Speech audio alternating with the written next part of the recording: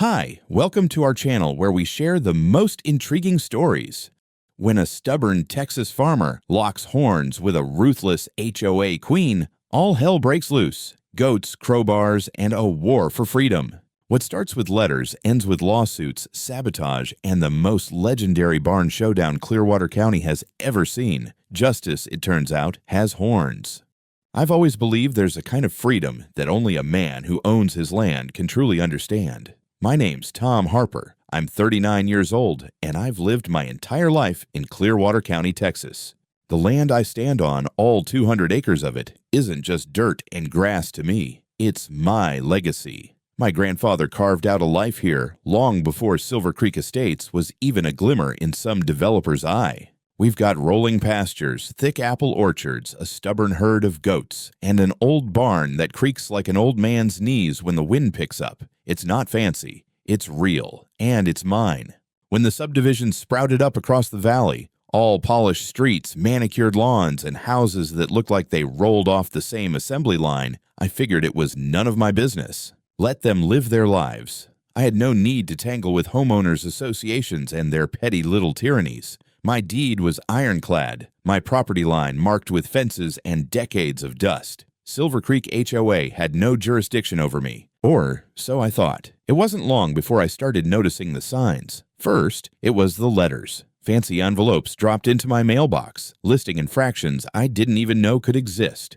Unsightly agricultural structures visible from the road, meaning my barn, the one my grandfather built with his bare hands. Unauthorized livestock, referring to my goats, as if they were some rogue element disturbing their sterile vision of suburbia. They wanted my land to look like theirs, trimmed, tame, dead. At first, I laughed. A good, full-belly laugh, like my granddad used to have when he'd catch the neighbor kids trying to steal apples. I crumpled those letters and tossed them into the wood stove without a second thought. This was Texas, damn it. A man's land was his castle. HOA rules ended where my fence line began. But laughter turned to unease when the letters started including threats, fines, legal action, hints about community standards enforcement. Then came a woman, tall and sharp-eyed, striding up my driveway like she owned the place. That was my first introduction to Karen Dowell, newly crowned Queen Bee of the Silver Creek HOA.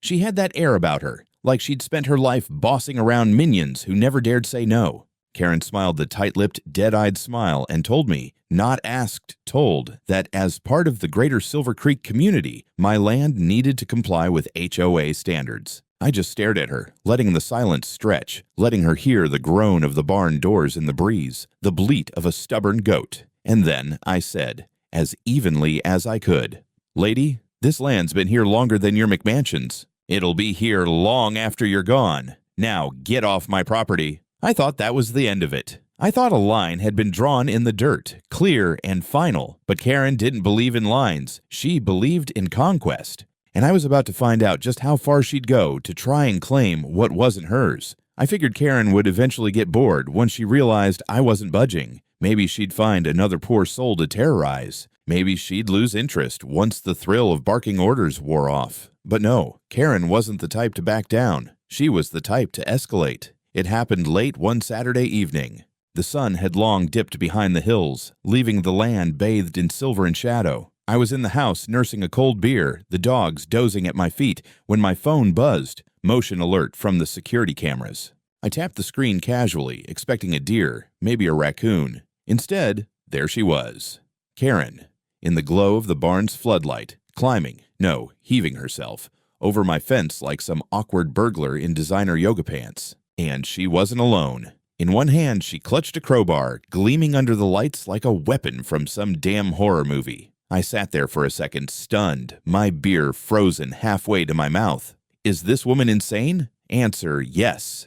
Very. On the screen, I watched her march right up to my old barn, that proud, stubborn relic of another time, and without even hesitating, wedge the crowbar into the heavy padlock. She grunted, struggling like a dog digging under a fence, cursing under her breath as the lock resisted. It took her 3 tries, and what looked like an impressive loss of dignity, but eventually the lock snapped free and the doors creaked open. Karen disappeared inside. That was my cue.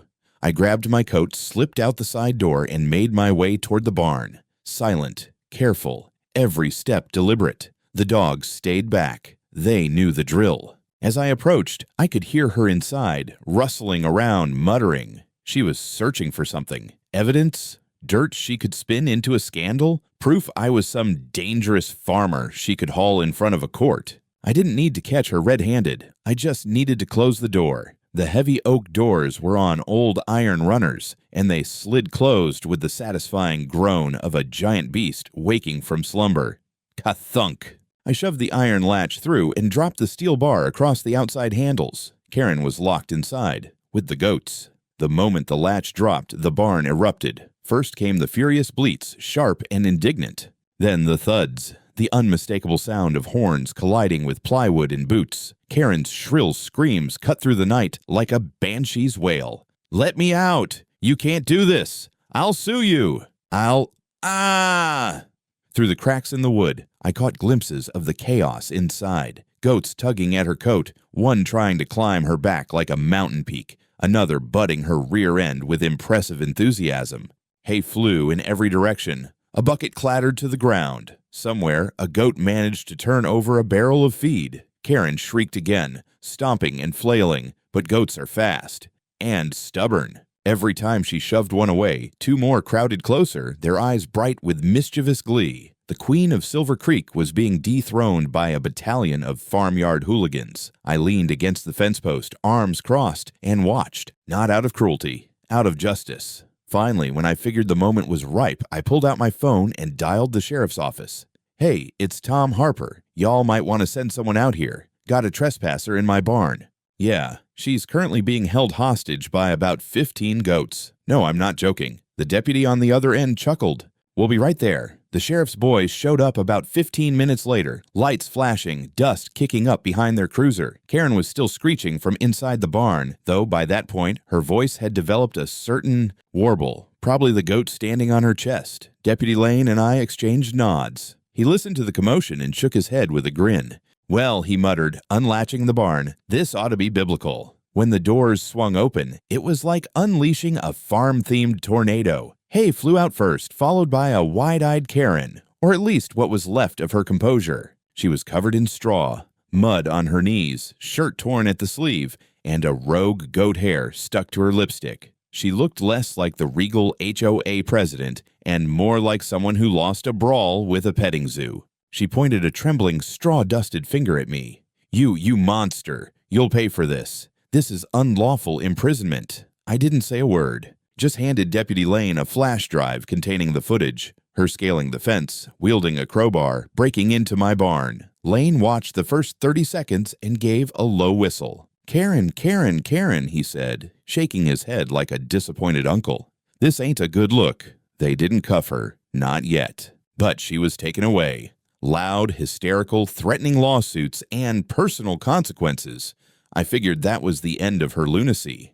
It wasn't. The very next morning, she was back, cleaned up but twice as angry, pacing at my gate like a rabid realtor. I stepped out with a cup of coffee, keeping my distance. "You think you're clever," she hissed. "You locked me in with those feral vermin." "They attacked me. They're a menace to the community. They're goats, Karen. They eat grass and knock over buckets." "Not for long," she spat. "If the county won't declare them dangerous, I'll have them removed, poisoned if I have to. I will make this land safe for decent people." That did it. My stomach went cold. I stepped closer. "You come near my animals again, and you'll be the one needing protection," I said, low and slow. "You threaten them, and I will press charges. This ain't Silver Creek, lady. This is mine. Every inch of it." She flinched, turned on her heel, and stormed off. But my gut told me she wasn't bluffing. So I did what any man with a barn full of enemies would do. I got ready. That night, I double-checked every lock, loaded my old Winchester, and set motion lights to max sensitivity. Cameras recorded everything. I reinforced the barn doors and brought the goats closer to the house. They weren't just livestock anymore. They were family. And as the wind picked up across the pastures, I couldn't shake the feeling that this feud wasn't over, not even close. The air was different that night, heavy, charged, like the sky was holding its breath. The kind of quiet that makes your skin itch, like something's out there watching. I sat on my porch, Winchester across my lap, my eyes scanning the black line where the pasture met the woods. Even the dogs were restless, pacing, ears twitching. I'd felt this kind of silence before, back when coyotes used to test the fence line. But tonight, it wasn't coyotes I was waiting for. It was them. Just past 2 a.m., my phone vibrated against the wood of the porch rail. Motion alert, East Pasture Gate. I opened the live feed, and there they were. 2 figures dressed in dark hoodies, slipping through the fence like rats in the night. One tall, built like a failed linebacker, the other wiry, twitchy, constantly glancing around. City boys, probably. Hired hands. Karen's fingerprints all over it. They moved with purpose, not just vandals. One of them held something in a gloved hand. A bottle? A bag? Pesticide, maybe. Exactly what she threatened. They were heading straight for the barn, toward my goats. I rose slow, calm, like I'd rehearsed this in my sleep. Slung the Winchester over my shoulder, slipped on my coat, and crossed the field under cover of trees. My boots were silent in the dirt, my breath steady as I crept closer, the barn glowing faintly ahead under the moonlight. They didn't see me until I was 20 feet behind them. I chambered around with a kachak that split the silence in two. "Put it down," I said. "Step away from the barn." They froze. The tall one turned first, squinting into the dark. "Shh," he hissed. "He's got a gun." "Damn right I do." The short one panicked and bolted. I kept the rifle trained on the tall one, but he didn't run. He charged. I barely squeezed the trigger before he knocked the barrel skyward. The shot rang out, thunder cracking over the pasture, and the rifle flew from my hands, landing hard in the dirt. And just like that, we were in it. He tackled me full force. We hit the ground, hard. Pain shot through my ribs, but I rolled us over, slamming his back into the earth. He roared and grabbed a fistful of my coat, trying to shove me off, but I brought my elbow down into his collarbone. He grunted, but it only pissed him off more. We grappled in the dirt, 2 men snarling like animals. He swung, missed, and I landed a jab to his jaw that knocked his hood back. Young guy, maybe mid-20s, not from around here, not built for real work. His punches were fast but sloppy. Mine were practiced. He tried to get up, but I grabbed his hoodie and slammed him face first into a pile of goat droppings. He gagged, sputtering curses and filth, trying to crawl away, but I dragged him back by the leg and flipped him on his back. The skinny one reappeared, rushing in like a lunatic, maybe thinking he'd rescue his buddy. I stepped forward and caught him with a clean right hook that lifted him off his feet and planted him flat on his back in a patch of thistles. He squealed like a stuck pig. Tall guy came at me again, desperate now. I let him come, sidestepped at the last second, and drove my boot into the back of his knee. He dropped. I grabbed the collar of his hoodie and used his momentum to hurl him into the side of the barn. He hit it with a thud that shook the siding and collapsed like a sack of wet cement. I stood over him, panting, blood on my knuckles, dust in my lungs. Both of them were moaning now, barely conscious, laid out in the dirt like trash waiting for pickup. Then I heard the sweetest sound I'd heard all week. The wail of sirens growing louder, closer, like cavalry riding in. The red and blue lights lit up the field as the deputies pulled in fast, brakes squealing. Sheriff Lane jumped out first, hand already on his belt. He looked at the scene, 2 broken trespassers, me standing over them like I'd just wrangled a pair of feral hogs, and whistled low. "Well, damn, Tom," he said. "You sure know how to throw a barn dance." I bent down, picked up my rifle, and rested it against my shoulder. "I told you I was ready," I said. "But I didn't expect to do all the dancing. They say trouble comes in threes." But with Karen, it came like a whole damn parade. The 2 goons who broke onto my property were cuffed and carted off that night, bruised and soaked, grumbling the whole way. One of them tried to spin some half-baked story about getting lost on a late-night hike. The other just kept quiet, probably smarter of the 2. But the moment they were hauled into the back of the cruiser, I knew this wasn't just some random break-in. It was orchestrated. Back at the house, I dug through the footage. The time-stamped video showed them creeping up to the barn, whispering, passing between them what looked an awful lot like a Ziploc bag of white powder, some kind of pesticide, maybe rat poison. And right there, plain as day, the tall one pulled out a phone, checked a message, and the sender's name? Karen D. I stared at the screen, jaw set like concrete. That was it. That was the final nail. I called my lawyer the next morning. Sam Holloway, retired Army JAG, sharp as a whip and twice as stubborn. When I laid everything out for him, he didn't say much, just nodded. took the flash drive, and said, "We'll bury her in paperwork before she even sees a courtroom." Over the next week, we built the case like a fortress. Sam subpoenaed HOA emails, texts, board meeting notes, and oh, did we find gold. Karen hadn't just lied. She'd gone full Bond villain. She'd been fabricating HOA memos to claim expanding jurisdiction over neighboring properties deemed disruptive. She'd bribed 2 board members with gift cards and spa weekends to keep quiet. She even sent a formal violation notice to the county zoning office under my name, forged signature and all. But the cherry on top?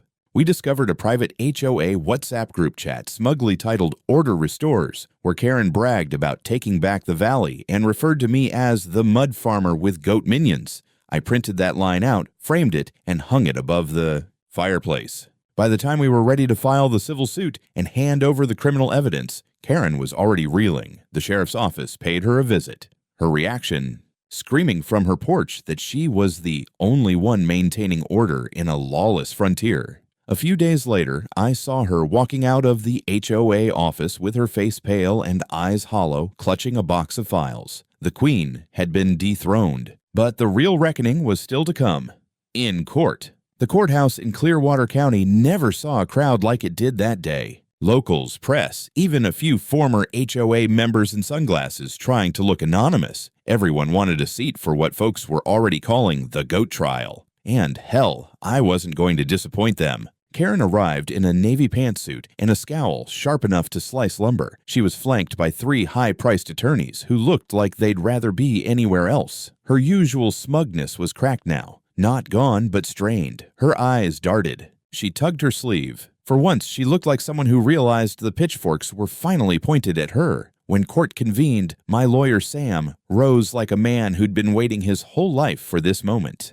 His voice was steady, calm, almost surgical as he laid out the case. Trespassing, backed by security footage and eyewitness reports. Attempted animal poisoning, with digital evidence and intercepted text messages. Document forgery, thus proven by handwriting experts and email metadata. Conspiracy to commit property seizure, confirmed via the Order Restores chat logs and bribes tracked to HOA credit accounts. Sam's opening statement ended with the words, "This is not a simple neighbor dispute. This is a campaign of harassment, manipulation, and criminal deceit, orchestrated under the mask of civic responsibility." Karen's lawyers tried everything.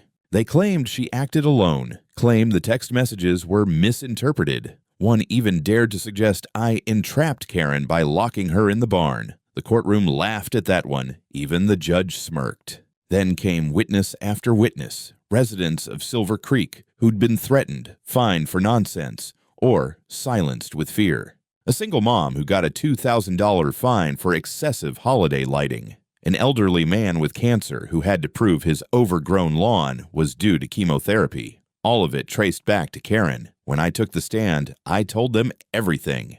From the first phony letter to the night 2 men tried to poison my goats. I told them about my grandfather's barn, the land I fought to keep clean and honest, and the woman who tried to stomp all over it.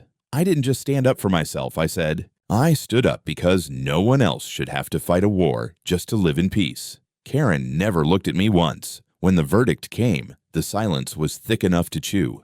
Guilty. On all counts.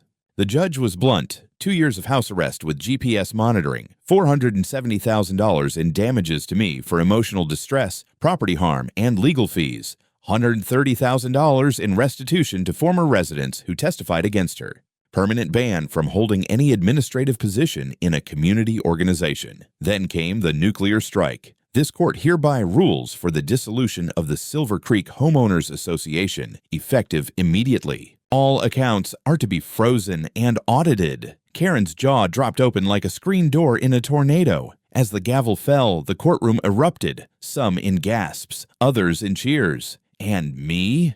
I just exhaled, slow and steady. But the aftermath was just as sweet. HOA board members scrambled. One moved out of the state. Another issued a public apology at the town meeting with tears streaming down her face. The Silver Creek community, freed from tyranny, voted to reform as a voluntary neighborhood council. No fines, no threats, just potlucks and block parties. Karen.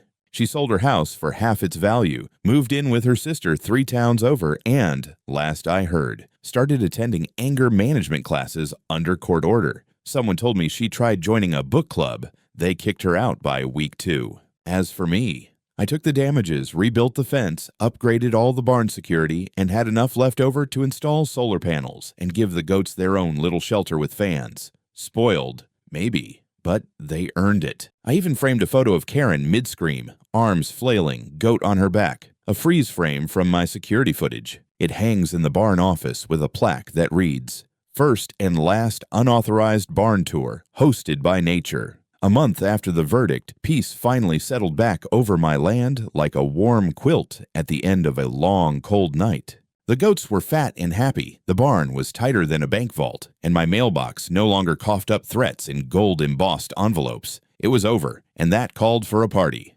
Now, I'm not usually one for big social shindigs. I prefer whiskey to champagne and solitude over speeches, but after everything that happened, it felt like the right kind of punctuation mark. A celebration not just of victory, but of freedom, of neighborly sanity returning to the valley. I called it the Goat Gala. We set up long picnic tables out by the orchard, hung strings of lights from the barn to the fence posts. Folks from all over the county showed up, ranchers, families from Silver Creek, the free version, even Sheriff Lane and his deputies, who showed up with a cooler full of ribs and matching belt buckles that said Barn Patrol. Kids ran around with goat masks on, giggling and trying to bawl louder than the real ones. The goats, for their part, wandered between guests like local celebrities. One even managed to eat half a senator's paper plate while he wasn't looking. Midway through the evening, I tapped my glass and stood up on an old hay bale to give a few words. The music faded and all eyes turned to me.